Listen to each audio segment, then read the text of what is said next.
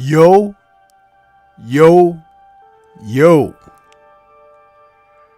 What's good? What's good? It's Stormy B Man, and I am back. Welcoming you to a special edition of Kung Fu Film Focus for this Thursday, November 27th, 2025. This is Thanksgiving Day 2025, and it is also the birthday of Bruce Lee.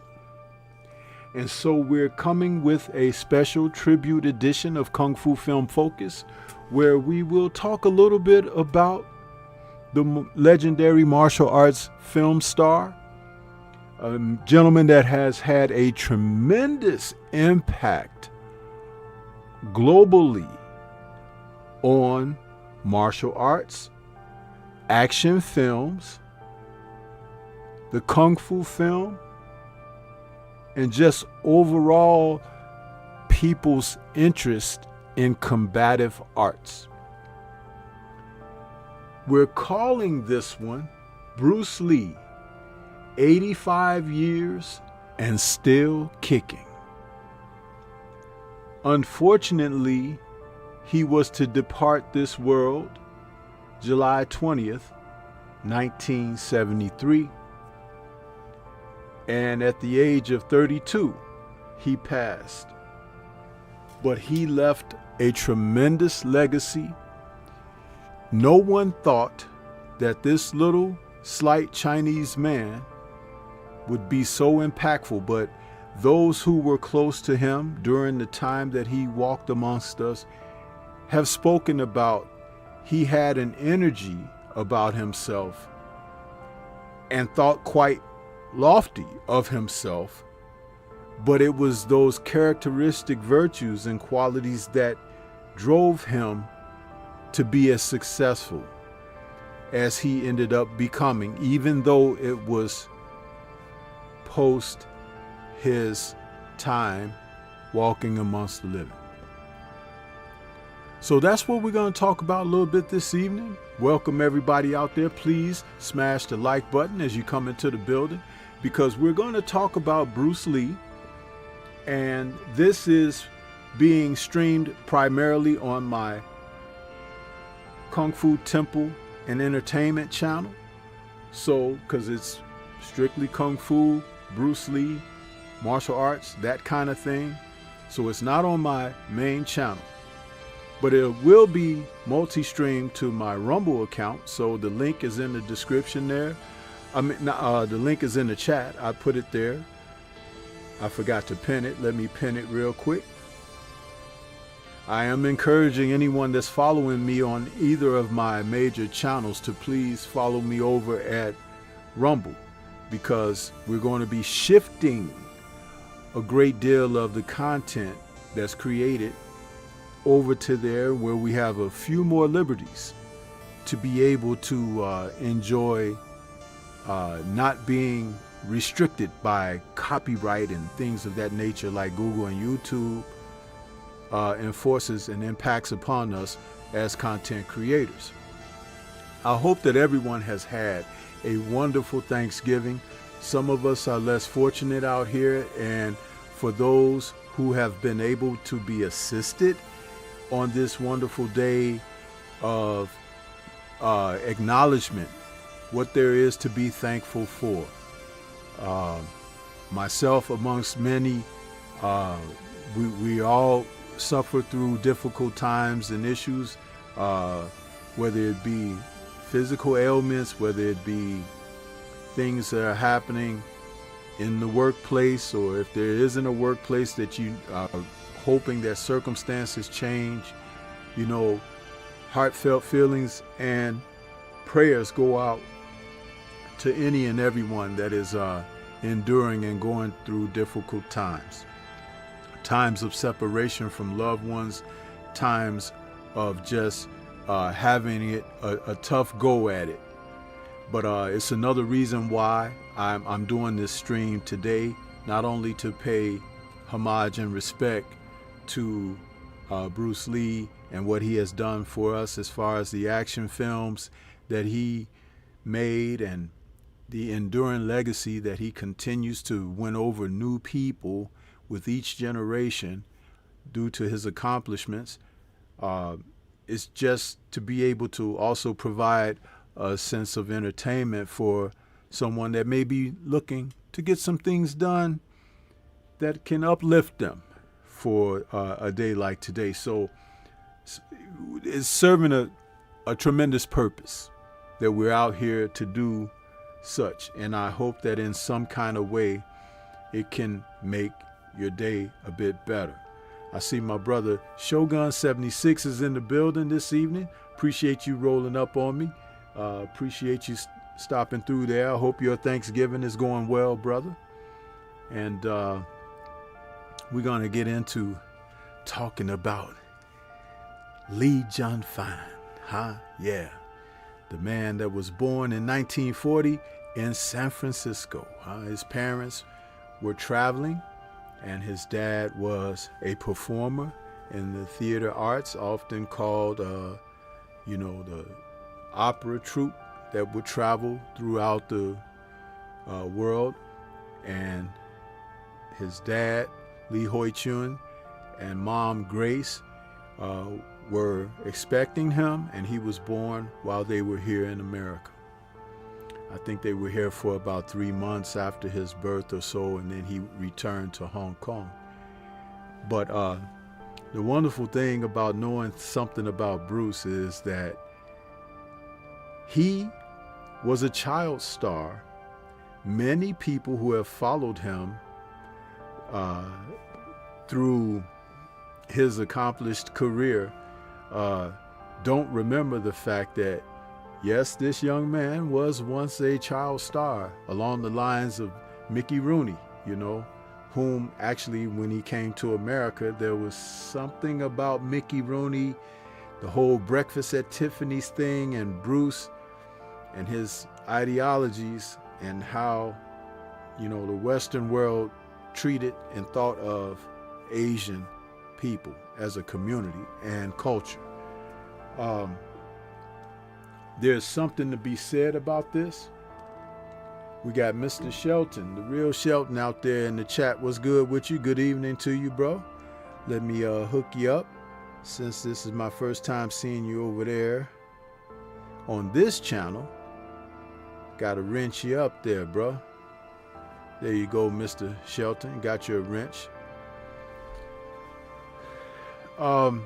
This is a shot of Bruce when he was a young kid, you know, and he had his debut in a film when he was only months old. His dad had brought him into the cinematic experience, and it's something that stayed with him his entire life.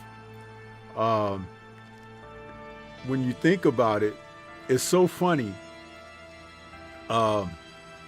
Some people are just born to be recognized as something, and Lee was introduced in the film back in 1941. Film was titled, Chinese film, Golden Gate Girl, and his debut was as an infant in the film. A few years later, he was in a film called The Birth of Mankind. And as he began to grow, he began to secure roles because he was quite a bit an accomplished young actor. He was wowing them with what he was able to do on screen, and he became very popular up until the time he was 18 years old, before returning to the U.S. to claim his citizenship, his natural born citizenship. He was an American because he was born here, but spent his early years in Hong Kong and playing in films where a lot of times he played a troubled kid, you know, a lot of times he was a bad boy, so to speak, and everything. But his acting chops were very prominent, and it's kind of interesting to understand that aspect of his life, because when he was a child star in Hong Kong, everyone knew him. They called him Lei Siu Long. That was the little dragon, huh? That was his nickname, screen name, and it stuck with him for his life. But I'm trying not to go too fast or leave certain aspects out, because some people may be listening for the first time. There are tremendous followers out there who already know Bruce's story, and I'm not trying to come across as a know-it-all or anything like this. As I've followed his career and reached back and researched things about him throughout the years, because I was introduced to him when I was like 6 years old, you know. That's my earliest remembrance of him, because, you know, I was very small when he was on the Green Hornet television show. But I remember Marlowe and Longstreet and those type of shows where he appeared. My parents used to tell me certain things like, oh, there's Bruce Lee's in this magazine, or he's on this TV show tonight, or whatever. And I was like, oh, I was crazy about Bruce Lee as a kid, man. I don't know what it was. The man was Chinese and didn't look anything like me or whatever. But when he would move, punch, kick, whatever, and I was like, yeah, you know. Excuse me. It was just an impactful impression, I will say. And I'm sure it struck a many of thousands of people the same way. It's just that now we have the internet to be connected by. So it's like now you can, you know, and plus you can look things up, pull things up. Sometimes information is false, but, you know, I'm glad that I'm from an era where I remember things when they were fresh, and it was more of a thing that I carried with me throughout the years. And there's so many things that have come to light within the past few years. It's so amazing that there are certain gaps of story that have been filled in now. There's answers to certain questions that have been filled in now. And even like when you talk about his films, there was lost footage from certain films that have been found and stuff like that. So, you know, you live long enough, as my granddad told me many times, you'll learn some things, huh? And it's just the way it is. And, you know, I'm getting a little long in the tooth now myself, but so many things have come to light and have been able to crystallize, you know, who this man was for me, and made it more of a human experience and not so much of a invincible figure or whatever. He was a human man. He had his successes, he had his setbacks, he had his draws, he had his flaws, all of that kind of stuff, just as we do all. And that's what's really cool, to really understand that and be at a place in life where I've had to come to grips with my own realities about my own life and everything like that, so it's understood. But yeah, Bruce was really prolific as a child actor. He had, like, I think about 23, 24 films that he did up until the time he turned 18 before returning to the States.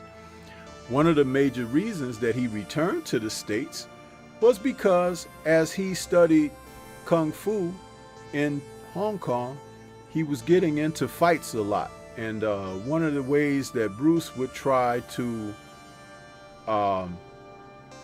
test his skills would be to pick fights or to initiate confrontations. And he did that to a degree that he got in trouble with a lot of people, expelled from school and stuff like that. Some of y'all familiar with that. You're still doing it to this day as adults, initiating stuff. Yeah, that's what Stormy B Man tell you. I talk about that all the time on my other channel. But yeah, he had those experiences, and so it became a thing where he had to be made to leave Hong Kong.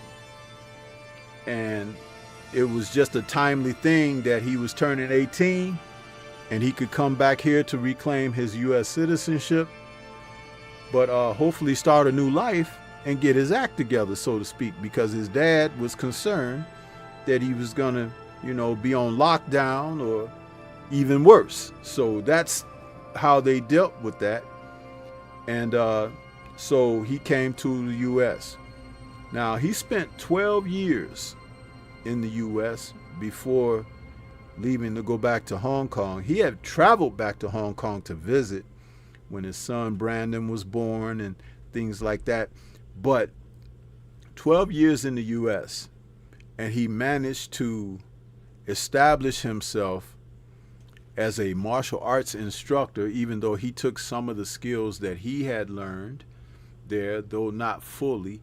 But one thing about Bruce is he had an analytical mind, and he would get together with other accomplished fighters, martial artists, people that he could learn skills, techniques from, and absorb that. He had a knack for being able to be like a prodigy, to learn some things, be able to repeat what you're doing, and then take what you've shown him and get better at that than what you've shown him. And that was a gift that he had. And don't forget, he was a showman because of his child acting experience and everything. So he had charisma. He had a way of convincing people to see things his way, or to be able to influence and get close to people and things of that nature. And it worked well for him, even in Western culture. It was said that he used to watch, you know, people like the people that he was around. And you see at Edison High School, when he got here to finish up his studies, you know, they had groups of children, kids in school, blacks, whites, you know, some Asians. and he would just be observing and watching everybody, how they act, how they move, how they, you know, play themselves. And if you notice, cinematically, when he got to be in the films, he brought a lot of that American culture into characters that he would portray on film, which is one of the reasons that he stood out so much when he went back to Hong Kong to make Kung Fu films. And the irony is this. Think about it like this, guys. Take a child star that you might know. Who could we say? Okay, even though he just passed recently, we had a child star like Malcolm Jamal Warner. He was on The Cosby Show. Everybody knew him as Theo, right, on The Cosby Show. But imagine Theo on The Cosby Show, and then he goes away for a number of years, and when he returns, he comes back and he's this sculpted Adonis bodybuilder and stuff, and he's competing and he's winning Mr. Olympians and stuff, and you're like, that's Theo, you know. But that's kind of how Bruce did with his acting and becoming a martial artist. So when he went back to Hong Kong, he tried to seek around through various studios like the Shaw Brothers, who were very prominent in the film world of making action films and spy films and everything. A lot of films that were themed on what Western audiences found popular and stuff like that. So he was looking for a way to try to help take care of his family, which was growing. You know, he had his wife Linda and his son, firstborn Brandon, and his daughter Shannon, who was born a few years after Brandon. And the thing about it is, he needed to be able to take care of his family. Now, while he was here in the U.S., he was teaching martial arts. He had garnered the success of teaching Hollywood people, personalities like Roman Polanski and James Coburn and Steve McQueen. These people would become friends, if not associates and allies to him, and some of them sought to help get him roles in films, or to get an opportunity to be like a stunt coordinator on certain films, like with Dean Martin, The Wrecking Crew, and things like that. This is how Bruce was surviving. But he ran into circumstances because the old Hollywood didn't think very much of minority performers to put them into starring roles or anything like that. So some of his colleagues would move to tell him that, you may want to go back to Hong Kong and try to develop a resume there as an adult and see if that can help bring you into Hollywood here, you know. So James Coburn was one of his friends that had suggested that for him. So let me take a quick moment and see who we got in the chat. I see things are moving a little bit there. We got a few more faces out there. Please smash the like button as you come into the building, and don't be ashamed to share the content if you're here. We got Snoopy Mac out there. What's good with you, Snoopy Mac? I see some of the family, so I'm going to rinse you guys up as you come in, because this is only my second live from this channel, but I appreciate you guys showing up after you've had your turkey, I think. You know what I mean? Freedom's March is out there. What's good with you, brother? That was good live you had earlier. I was kind of in and out, but for the most part, I was listening to you, and I really enjoyed what you had to say out there, brother. Good live today, Freedom's March. And we got Adrian Viet out there. What's good with you, Adrian? Good to see you. See who else we got. Snoopy Mac says the Green Hornet. Yeah, there was a few roles that Bruce Lee played in television shows. Here Comes the Bride. There was another show that he did. What's the one where he he starred in, but Blondie. Blondie was a TV show based on the comic strip character Blondie. Some of you may not know anything about Blondie, but Bruce Lee played in that TV show, and you know, it's just that he was around. You know, Bruce Lee was around, and when he played in the Green Hornet, there's an old TV commercial where he's inviting people to come to the channel that the show was on Friday nights, you know, tune in to see the Green Hornet. And then Bruce is sitting there. He kind of looks like he look in this image that I got up on the screen. You know, he was different, man. He was different. Speaking of the Green Hornet, let me tell you a little story about how he played Kato, the Green Hornet. I believe the original character of Kato in the Green Hornet was Japanese. And though still being Asian, Bruce decided to play Kato, even though he was Britt Reed's butler or manservant or whatever. Bruce played the character with a certain amount of dignification that was unseen prior to he being in a Western show or whatever. This is something that he did, and why is this thing? It keeps saying that the chat is disconnected. Let me see if I can refresh this page or something. It keeps saying it's disconnected and then reconnected. So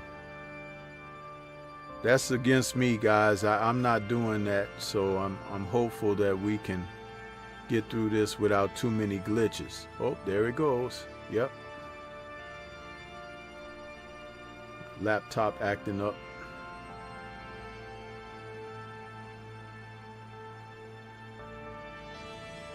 So yeah,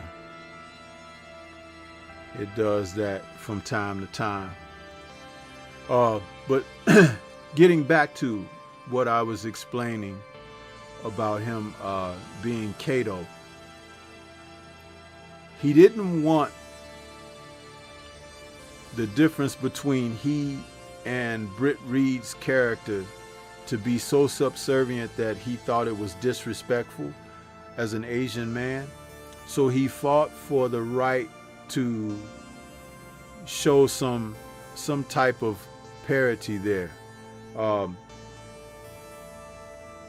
Kato, like when they were not in costume being superheroes, sometimes around Britt Reed's home, if he has guests in there or whatever, coming in, talking and whatnot, he would,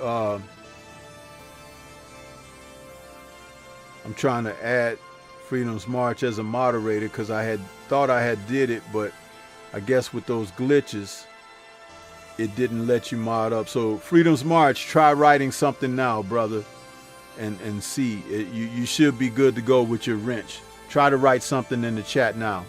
And thank you for sharing. Thank you for sharing the show, brother. Like, say Britt Reed has some guests coming in, some men that talk business, and Kato comes into the room. Kato would sit on the edge of the desk and listen in on the conversation or whatever. That's not typically what a butler, a manservant, or a housekeeper would do, right? But here it is, you got Bruce displaying, you know, that type of disposition, and that was something that was different. So when Asians were watching the show, you could bet your butt that they could see that Lee was playing a different type of a man and character representing the Asian culture on television. So those were kind of things that he did. And people don't talk about that enough because he did not take kindly to the disrespect of his culture or his people. And he let those Hollywood folks know about it.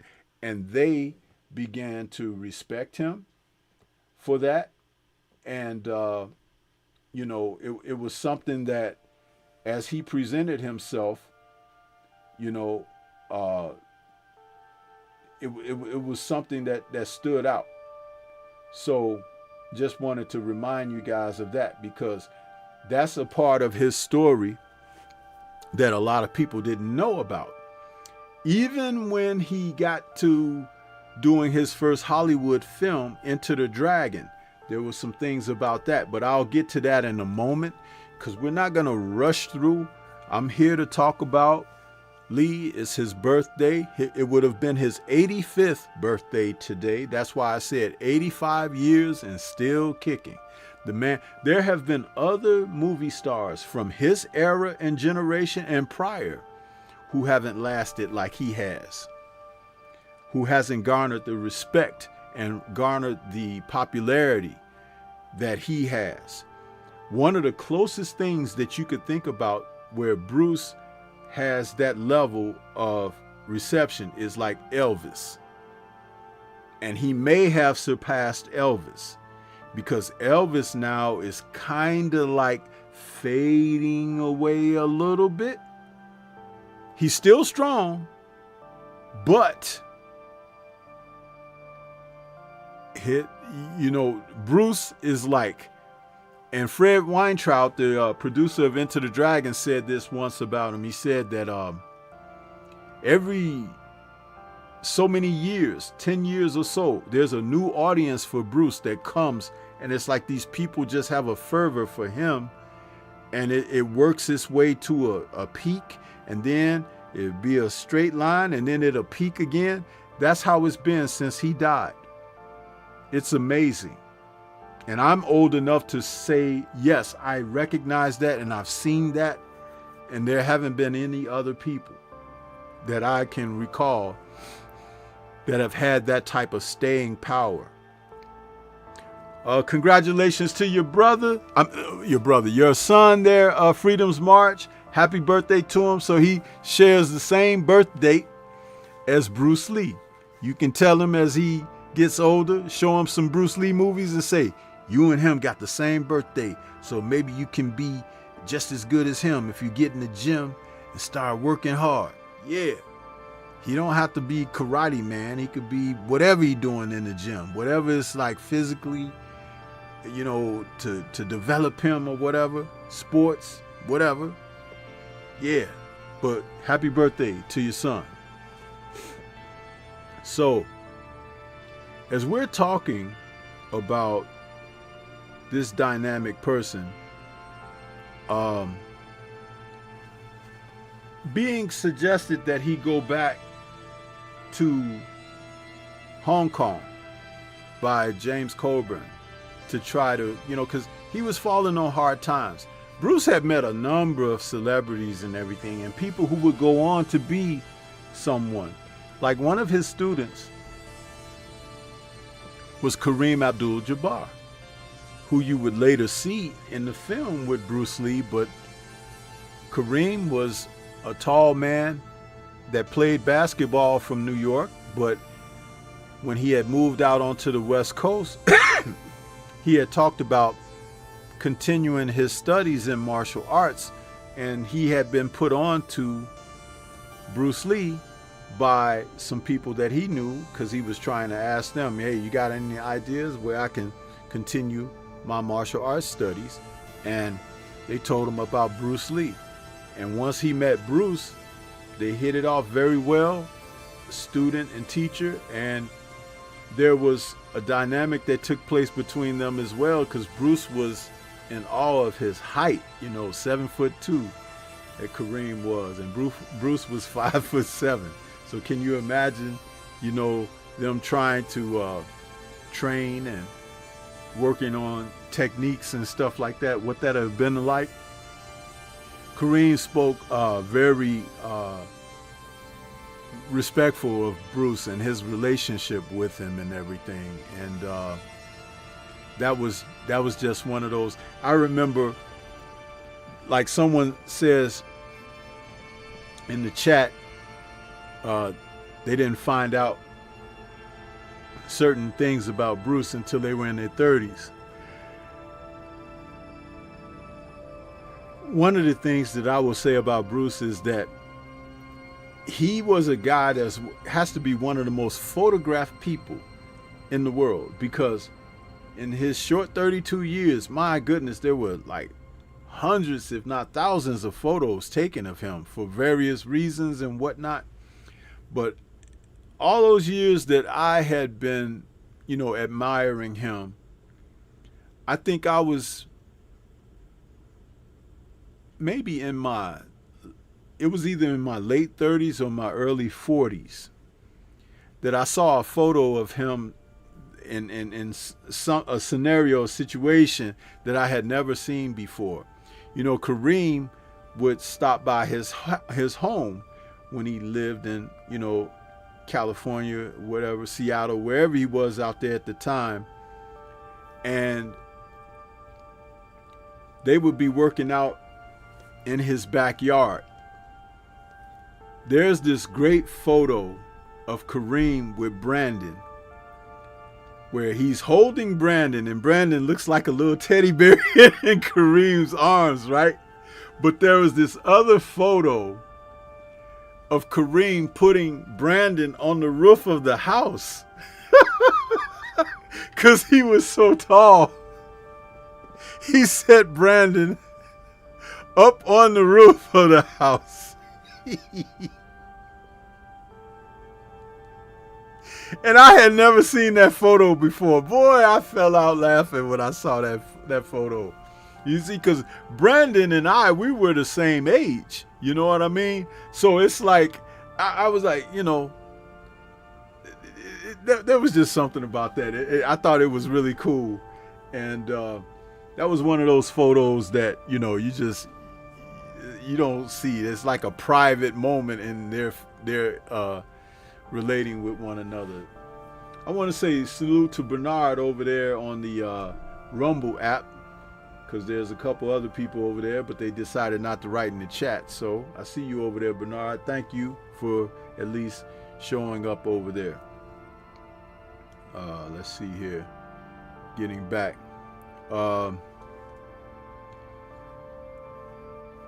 Let's see. Freedom's March is asking, was there any reality to how they portrayed him in Once Upon a Time in Hollywood? Well, this is the thing about that, Freedom's March, and great question. I saw the film. I saw the portrayal.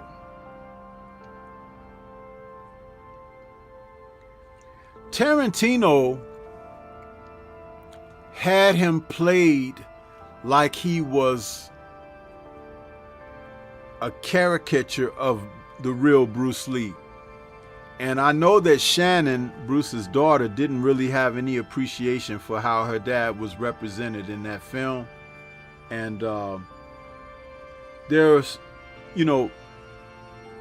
aspects of Lee that gave people the impression that he could come across as quite arrogant.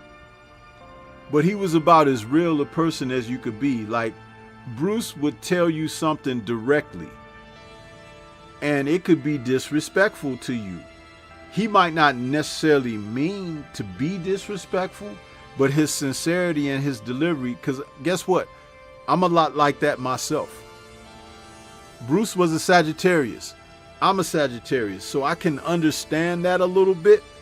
You tell somebody, hey man, you're a bullshitter, and they be like, damn. You could say, man, you're not a truthful, honest person. No, well, it's the delivery, right?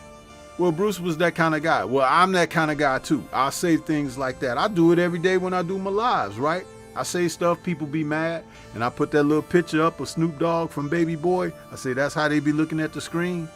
But the whole point of it is just that that's your realness coming across. So there could have been a perception of his arrogance, but people who knew him understood certain aspects of that. And then there were people who knew him and they clashed. You know what I mean? Like that martial artist, Joe Louis. He and Bruce had a falling out. They never did patch things up before Bruce passed away. But Joe Louis spoke often about Bruce being a tremendous martial artist, and and a teacher, and then he also at other times would speak not so nice about Bruce. But those were those personal feelings coming in. You see what I'm saying? So men are gonna be men. That's basically it. It's not the most positive projection of Bruce as a person on film. Though the guy that they had playing Bruce in that, he kind of captured Bruce a little bit as far as how he spoke and stuff, but you know, the way Tarantino wrote it was kind of shitty. So, you know, Tarantino is the kind of guy that he's a kind of guy. He'll do stuff and say stuff, and he ticks off a lot of people. That's just like every time he do a movie and he got black folks in there or somebody referring to black folks, he got to use the N-word all the time. And not just once or twice. It's got to be like it's in a rap song or something. You know what I mean? So Tarantino, he just kind of thinks he has it that way, but just look at the dude, huh? That's all I got to say about that. T-Berry in the building. Salute to you. I see you out there, so I can give you your wrench over here on this channel. T-Berry. Adrian Vier says, I remember Shinichiro Wannabe, the creator of Cowboy Bebop anime, was a fan of Bruce, with Spike using the same fighting style. His fight in the anime against Abdul Hakim was a homage to Kareem. Okay. Did I see Cowboy Bebop? I think I saw Cowboy Bebop, but it's been a long time. Shogun says, I'm a Sagittarius. Okay, well, then you would understand what I'm saying as well then, right, Shogun? We're like that. We say things sometimes and get people mad and everything, but it's just who we are. You might not, but I'm not trying to assume any Sagittarius is that way, but I've explained it. You know what I mean? So, Freedom's Mars says, Tarantino is wild. Yeah, he's a freak. He's a freak out there. So, the dude is who he is, you know what I'm saying? Let me get this here, top chat. I'm gonna do live chat. See who he is. See here.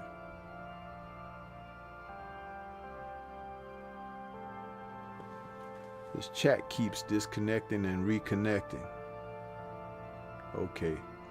Now let me go back to what I was talking about. So Colburn suggested that Lee go back to Hong Kong because he was having trouble making his house payments and stuff like that.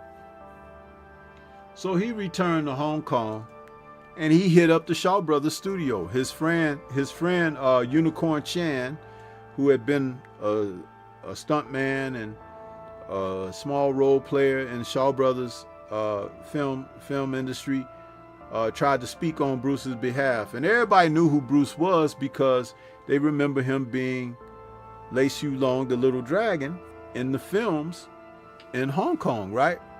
But they had heard about a little bit of moderate success over in the US with him being on the Green Hornet show, right? So, in fact, in Hong Kong, when the Green Hornet show played on their televisions there, they didn't call it the Green Hornet. They called it the Kato show, believe it or not. They named it after Kato, the Chinese guy who was the co-star. They made it his show in Hong Kong.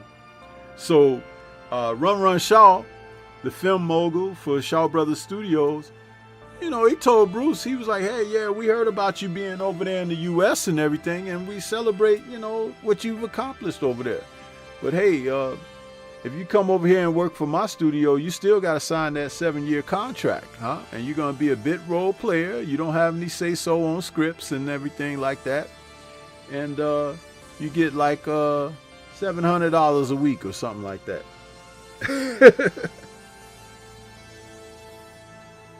Bruce was like, what? And that's Hong Kong dollars, by the way, 700, huh? Bruce was like, no, man, I need about 15 grand. You know, I got a family. I got a home to take care of and everything. Shaw Brothers was like, hey, well, we see you later. Anyway, so Raymond Chow, who used to work side by side with Run Run Shaw, he was Run Run Shaw's right-hand man until Run Run took in a mistress, Mona Fong, who became his new right-hand man and ousted Raymond, you know, because the whole is mightier than the pole, huh? Yeah! So he, get up out of here. So Raymond went over and took the old Cathay Studios and turned it into Golden Harvest Studios. And as he was trying to, you know, make films over there, very low budgeted and everything, because he was just starting out, he was taking some of the old Shaw Brothers actors whose contracts were coming to an end, some of their producing people and directors like Lo Wei and, you know, a few workers from the studio, and he opened up Golden Harvest. Well, Run Run didn't like that, so he tried to make sure that all his movie houses in the provinces and everything outside of Hong Kong wouldn't play Golden Harvest films. So he was squeezing Raymond. But Raymond had heard about Bruce Lee being in Hong Kong and tracked him down and was like, we can try to get him to be a star on our new film company or whatever. And the rest is history. Bruce Lee accepted the offer. They gave him the money that he was looking for or asking for a 2-picture deal. Those 2 pictures would turn out to be The Big Boss and Fist of Fury. Now, The Big Boss is a film that Bruce Lee, when they hired him to be in this film, he was not the lead star, believe it or not. Initially, it was James Tien who was the lead star, who was the star of other films that were before Bruce had got there. And The Chase is one of his most famous early roles, Shanghai Killers, aka Shanghai Killers. But James Tien and Bruce Lee were to star in this film, and they found out that as they shot the fight scenes and everything, Bruce looked exceptional on screen as a fighter, but he wasn't a proponent of how they shot the martial arts action, because the film fight choreographer Han Yen-kit, who is famous for his Come Drink With Me and some other films from the 60s, Golden Swallow and all of that, his old school way of Peking opera action and stuff like that, you know, Bruce wasn't taken to that. And Bruce was like, you know, if I punch this guy and I kick him, why does he keep getting up fighting? Because I could kick a guy and knock him out, huh? And I can punch him and knock him out. It's like, so what if he keeps getting up, then what am I gonna have for the boss when the boss is there later in the movie? You know what I'm saying? So Bruce was making realistic comments about the choreography there, and so, you know, they made some adjustments, but it was a tough go during that first film's production. But that first film turned him into an overnight sensation, and the rest was history going forward. The follow-up film, Fist of Fury, ended up being a box office success even greater than The Big Boss. But, you know, knowing what Bruce Lee was able to do, Raymond Chow gave him a little bit more freedom, you see. So, you know, he got over there. Fist of Fury, also known as Ching Wu Man, is a film that's actually my favorite film of his. And to that notion, if someone were to ask, well, why is Fist of Fury your favorite out of all his films? It's because Fist of Fury was done at the height of the Kung Fu film craze, 1972. And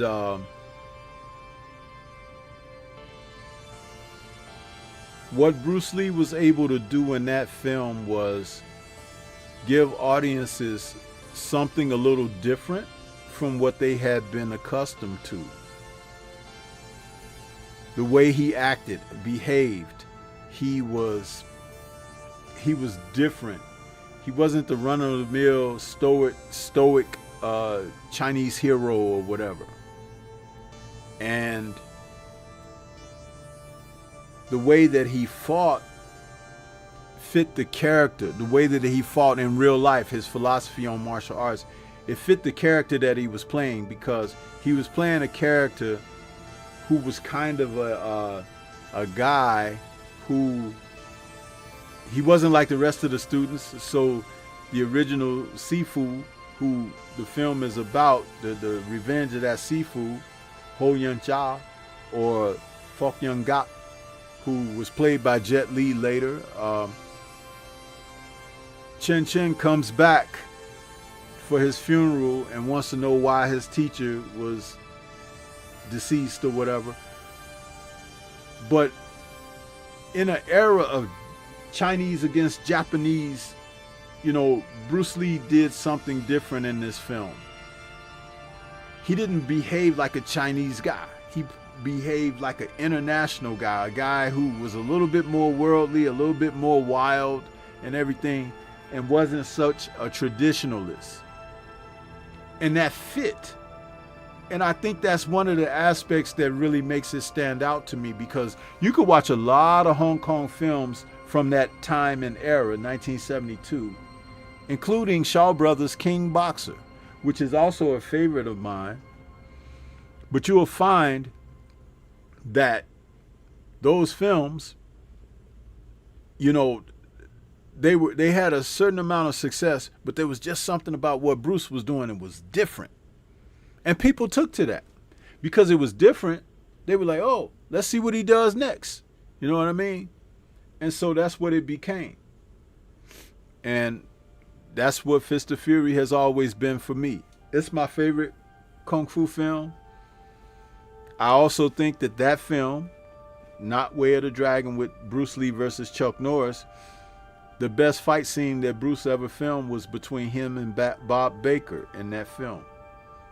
It's in the third act of the movie where he's going for revenge, and Bob Baker is playing a Russian compadre of the villainous Suzuki, the Japanese boss. And that fight scene, because Bruce choreographed that fight scene. Hanya Kit choreographed the fight scenes that didn't have nothing to do with Bruce, and Bruce choreographed his own fight scenes.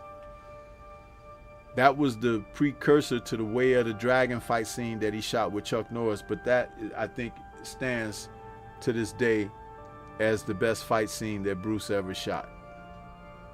Those are just my thoughts. I'm not trying to make anybody agree with me or anything like that, but it's just something that over the years, as I analyzed what they were doing, very impressed with that fight scene there. Yeah, so let's see here. Very impressed.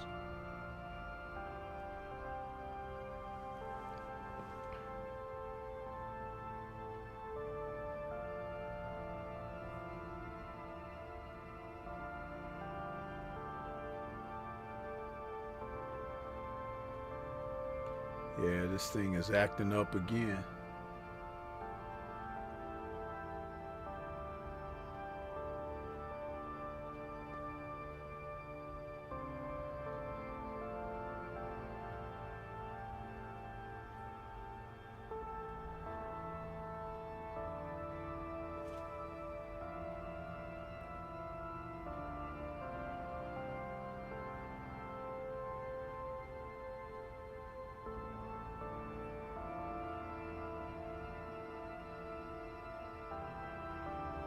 Yeah. So, but I also think that this is pretty cool because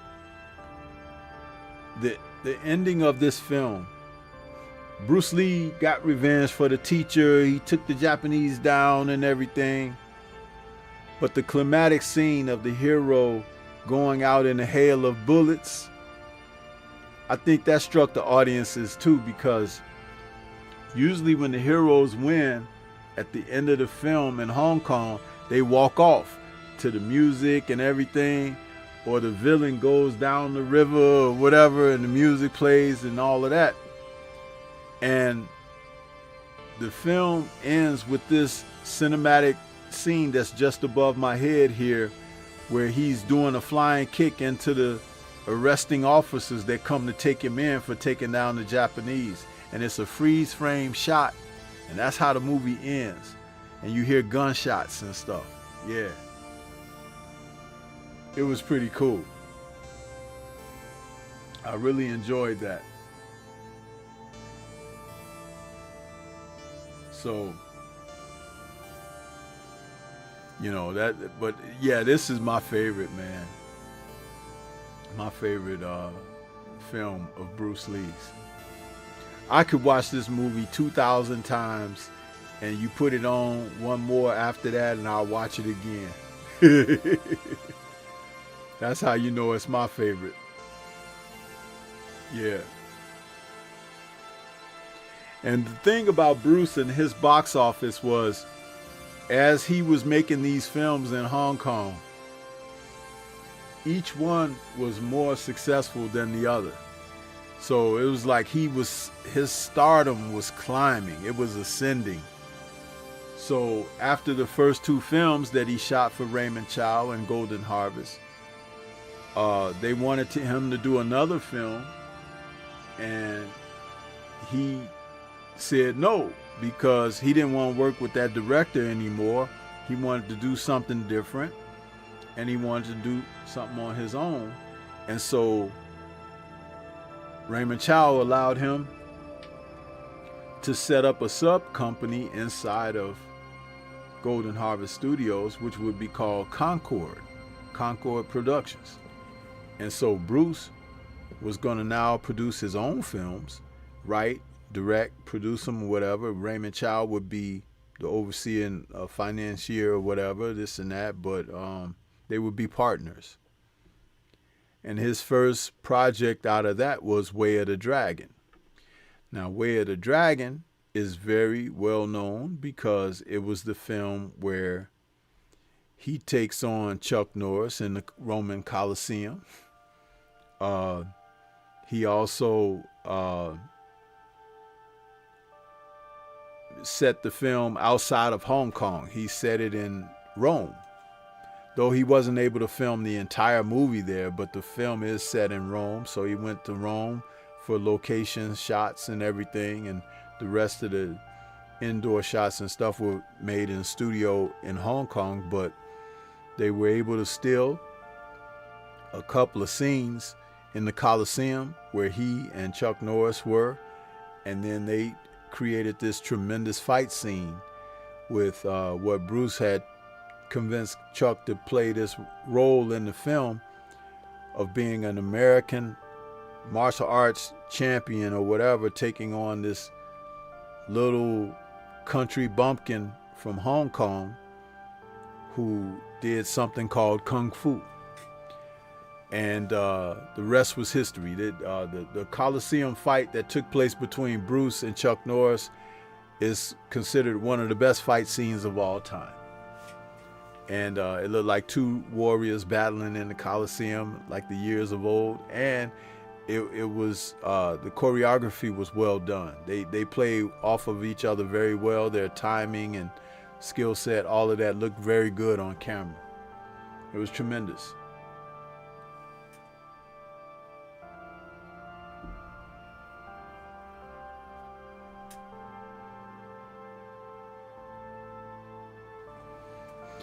So yeah, but that's what that was. Way of the Dragon, man. And it was kind of like, you know, Bruce Lee, it was his directorial debut and everything, produced by him and written by him. So it was a total Bruce Lee project. And it's good to watch it in its original Cantonese language, because you get an understanding that Bruce's character didn't speak any English or whatever. And when he went to Rome, he was like a fish out of water, because a fish out of water that couldn't speak the language or whatever, couldn't understand anything, but he could fight though. So Bruce played that up, and it's good to watch the film in this original Cantonese language, because you learn that through that. In the American dub, they don't really tell you he don't understand. They just play it like he's kind of stupid or something. But that's kind of not the way to do that. But yeah, it's really interesting, because Bruce was always showing the strength of the Chinese man. And you have to admire that about him, because the world has always looked at Chinese as small, inferior, whatever. But here you had a man who was being cinematic with producing a hero for his culture and his people. And it was growing, it was ascending, you know. So that's what that was, you know. And you have to respect anybody who can come up with that type of game, huh? This is really cool. And that's what he was able to do. And as he finished up that film, he was ready to go right into his next produced film. And that was, I'm trying to see here. Did I put this image up here yet? Yeah. Game of Death. Game of Death was a film that he had written, come up with an idea about. But he wasn't shooting this film like Way of the Dragon. And I think there are some behind the scenes reasons for that I don't want to go into on this show. Maybe another time and date I can do that. But even this poster art here that you see for the film that was released in 1978, it wasn't Bruce Lee's version of Game of Death. They sought to make the film after he passed away a few years later, but that wasn't what he was doing. But recently, we have had information come down that he had script notes along with footage that he had left behind of what the film was really supposed to be. And so this is a poster that I selected as a fan art poster for the film Game of Death. And I do believe that had he was able to finish this film, it would have been one of the best martial art films of all time. The whole premise was that he and several men accompanying him traveled to island, which is like a martial arts training center, where there's a pagoda, and each level of the pagoda, a 5-story pagoda, is guarded by deadly fighters of different styles and forms of fighting. And atop that pagoda, protected by these fighters, is some sort of a treasure that a mobster wants these guys that he's sending on this quest to obtain.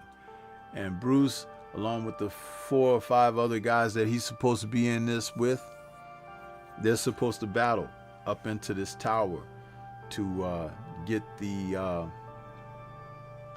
treasure.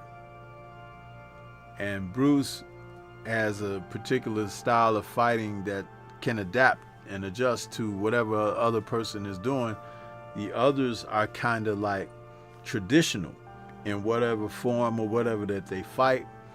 So it was kind of mapped out to be a thing like almost like a tournament, but going up a tower, a pyramid or a pagoda, levels of levels. Each level you go, it's a different art and form and different level of dealing with or whatever. And his buddy Kareem Abdul-Jabbar was at the top level, so that was going to be pretty darn interesting. The guys get up there to that top level, and you got to deal with Kareem. He's 7'2", long arms, long legs, athletic. So, yeah.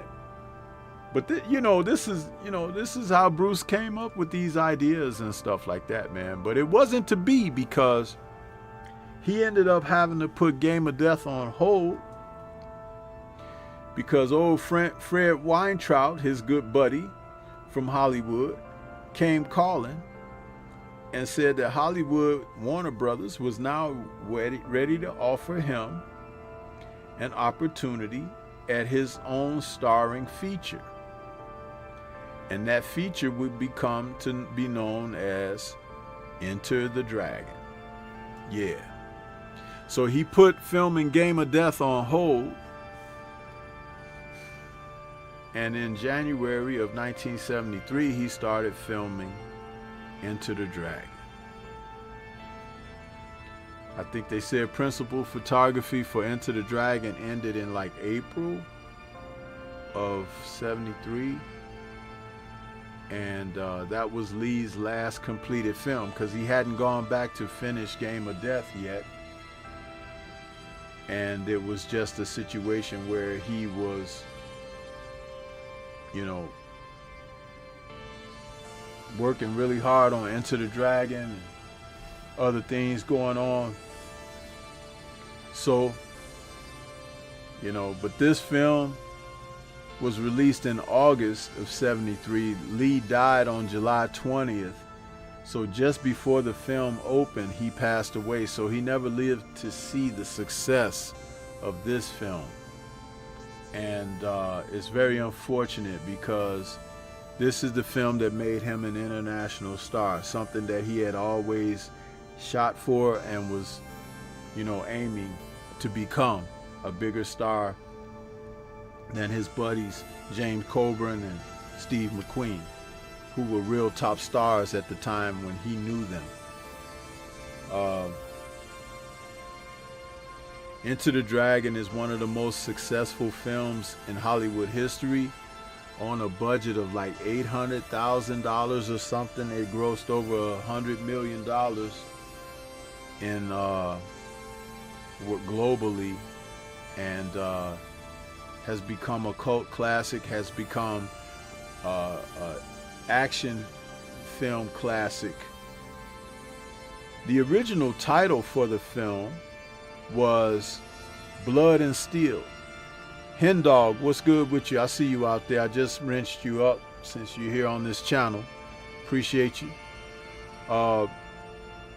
Blood and Steel was the original script title for the film. And Bruce wanted to change the title to Enter the Dragon because this was his first international Hollywood film, and his nickname was Le Su Long, the Little Dragon. So with his infinite wisdom, he foresaw it being an introduction of him to the world as a film star. They didn't want to do that. They wanted to keep the film title Blood and Steel, and then they thought about it and they were like, no, we're going to make it Han's Island, because the character in the film, Han, was the villain, and they was going to call it Han's Island. And Bruce was like, if you change that movie's title to Han's Island or Blood and Steel, I'll never make another movie for you guys. And Warner Brothers has saw the finished product of this film, pretty much the rushes and everything. They knew it was going to be a success.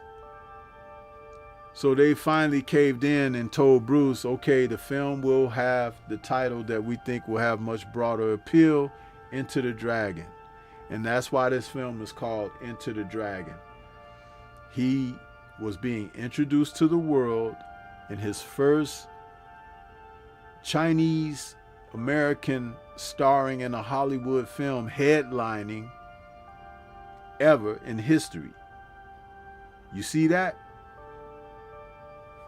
This is something, again, we talk about how Bruce was innovative and groundbreaking in what he would do in his career. The man, he could make a dare and do his damnedest to deliver on the dare, huh? That's why he's special. That's why he is remembered, because greatness is not achieved by many because so few are willing to take the risks that will put them in position for being successful or failing. So he was a man that was definitely one to really take consideration of what is he really doing here, you know?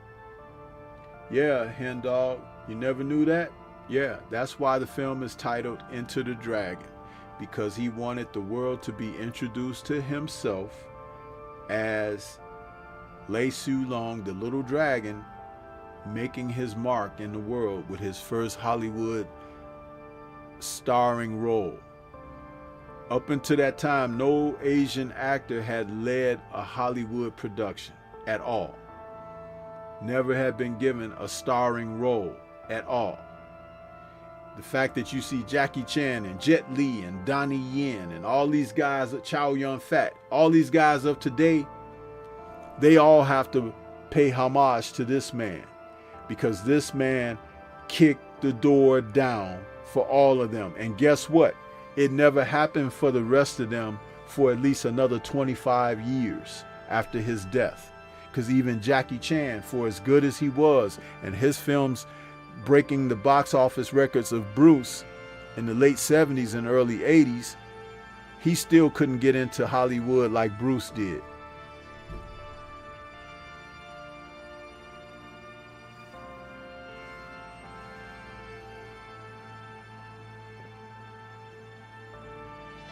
So that being what it was, you can see there's a reason why this man, you know, is respected and revered for his accomplishments. You know? Yeah. So with that, you know, I'm just telling it, putting it out there to you like it is.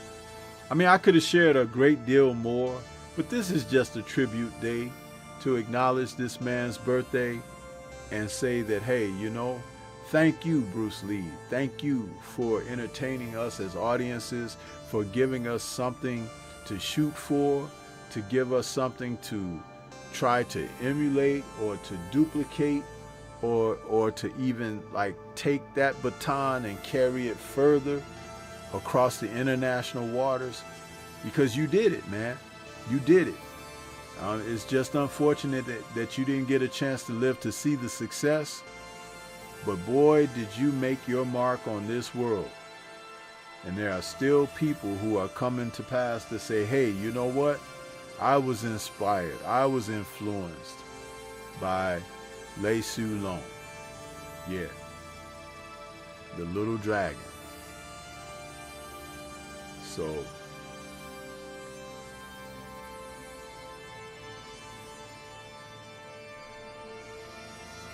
but yeah, you guys, I thought I would just, you know, come out and talk about Bruce Lee a little bit.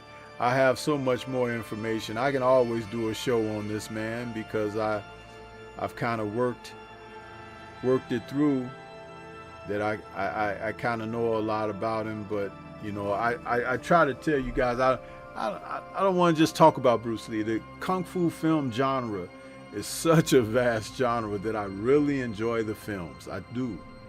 He's my favorite, of course, but there are so many, you know, that deserve to be talked about. And I'm talking about the films. So many films deserve to be talked about. And that's what this channel is all about. So subscribe and tune in and know that Stormy B Man is going to give you some great Kung Fu films to keep track of. Just know, man, you know, it's what we here for. It's what we here for. So I hope that you guys have enjoyed this evening's show and talking about Bruce. And we're going to get on up out of here. Enjoy the rest of your evening and the weekend ahead. Tomorrow's Black Friday, so some of y'all going to be caught out there trying to shop and everything. Good luck to you, huh? But I'm going to go back and watch me some Kung Fu, huh? Yeah. But thank you for tuning in. Don't forget to share the video. Hit that like button. Tell a friend, huh? And we'll catch you guys on the next one. Shout out to the mighty LDBC. And we're up out of here. Peace.